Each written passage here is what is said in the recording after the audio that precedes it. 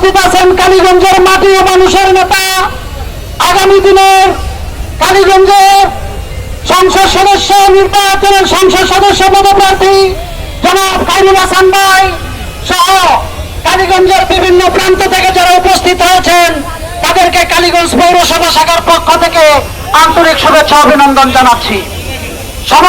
সম্পূর্ণ সম্মানিত তাওহীদি জনতা, আপনারা জানেন সমস্ত বাংলাদেশের জনগণ আজকে আমাদের দিকে তাকিয়ে আছে, বাংলাদেশ জামাত ইসলামের দিকে তাকিয়ে আছে।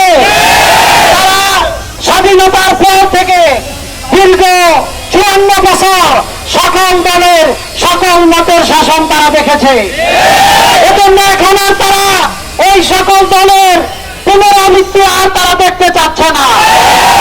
এজন্য তারা এদেশের জামাত ইসলামকে নিয়ে, ইসলাম দিয়ে যারা দেশ পরিচালনা করবে তাদেরকে নিয়ে তারা চিন্তা করছে।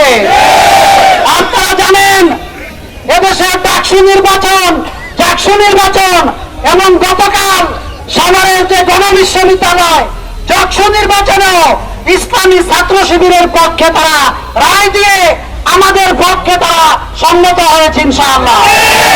এজন্য আমরা আগামী দিনে আমাদের যে দাবিগুলো আছে, বিশেষ করে পিআর এবং সংস্কার ছাড়া আমরা এদেশে কোনো নির্বাচন হতে দিব না ইনশাআল্লাহ। পিআরের মাধ্যমে প্রত্যেক দলের প্রতিনিধি সংসদে থাকবে ইনশাআল্লাহ। আগামী জাতীয় সংসদ নির্বাচনে খায়রুল হাসান ভাইয়ের পক্ষে, দাঁড়িপাল্লার পক্ষে আমরা কাজকর্ম করব। খায়রুল ভাইয়ের বিজয়ের মালা পরিয়ে দিয়ে ইনশাআল্লাহ আমরা বিদায় নিব ইনশাআল্লাহ।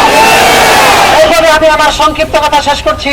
আসসালামু আলাইকুম ওয়া রাহমাতুল্লাহি ওয়া বারাকাতুহু।